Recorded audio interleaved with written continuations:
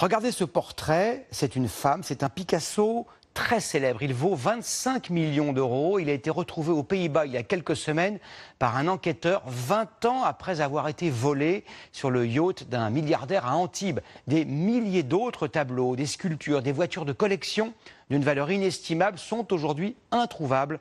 Florence Lecnec, Jean-François Drouillet et Régis Rouanet ont enquêté sur ce trafic et sur les Sherlock Holmes qui tentent de retrouver ces chefs-d'œuvre.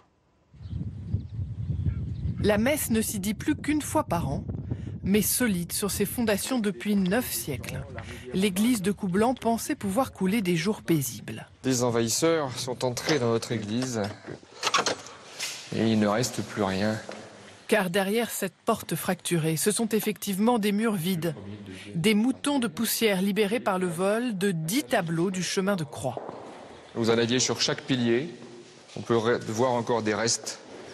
Disparus aussi, les statues de Saint-Pierre et Saint-Paul sur l'autel central, comme les trésors du XVIIe siècle qui trônaient de chaque côté du chœur. C'était une représentation de la mort de Saint-Joseph qui était inscrit au titre des monuments historiques. Et tout comme cette adoration des mages ou la Sainte Famille, ils ne sont plus visibles que sur des photos. Un recensement fait par le département qui permet d'évaluer le préjudice à 80 000 €, irremplaçable dans le cœur des 115 habitants de la commune. Pour moi, c'est un peu arraché à notre famille, le patrimoine de l'église quand même. Nos enfants ont été baptisés ici et nos mariages ont eu lieu là. En première ligne, c'est l'OCBC, l'Office central de lutte contre le trafic des biens culturels, qui tente de déjouer le recel d'œuvres. Et son arme principale depuis un peu plus de 20 ans est un répertoire informatique, un fichier secret baptisé Tréma. C'est une photothèque. C'est un outil qui est quand même assez intelligent parce que nous avons eu la possibilité d'insérer un logiciel de reconnaissance par image. Si l'un des tableaux de l'église de Coublan réapparaît dans un catalogue de salles des ventes ou sur Internet, l'OCBC espère donc le repérer. Mais avec une brigade de 30 agents, elle est loin d'être infaillible. On va faire une fourchette entre 5 et 10% des œuvres qui sont volées sont retrouvées. C'est pas énorme. Ben non, c'est pas énorme. Il faudrait une armée pour surveiller le marché. Un risque de disparition beaucoup trop important pour les propriétaires. Ce galeriste d'art africain suit donc à la lettre les conseils de ses assureurs. Évidemment, on ne laisse pas des objets en vitrine ou près d'une porte qui est accessible sans visibilité. Et il ne cesse de peaufiner son dispositif. En plus de 4 caméras infrarouges, de détecteurs de fumée, l'entrée est hautement surveillée. On a une porte blindée évidemment ici avec un contacteur. Et nous avons également dans l'angle juste au-dessus un détecteur de mouvement avec webcam en cas d'intrusion.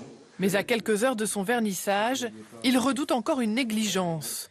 Car regardez comment en quelques secondes, il a vu disparaître une petite figurine. Et là on voit par ici l'individu qui prend l'objet dans la main et après qu'il le saisit. Un geste furtif, presque indécelable, le parfait cauchemar de cet assureur spécialisé. Votre œuvre de 200 000 € est volée, je vous paye 200 000 €. C'est réglé, terminé, il n'y a pas de discussion. Le casse-tête, il est vraiment sur est-ce qu'on va la retrouver et quand. Mais après avoir remboursé des sommes astronomiques, impossible évidemment pour ces assureurs de rester les bras croisés. Ils peuvent bien sûr s'en tenir aux enquêtes publiques, mais difficile de s'y retrouver dans les plateformes de recherche.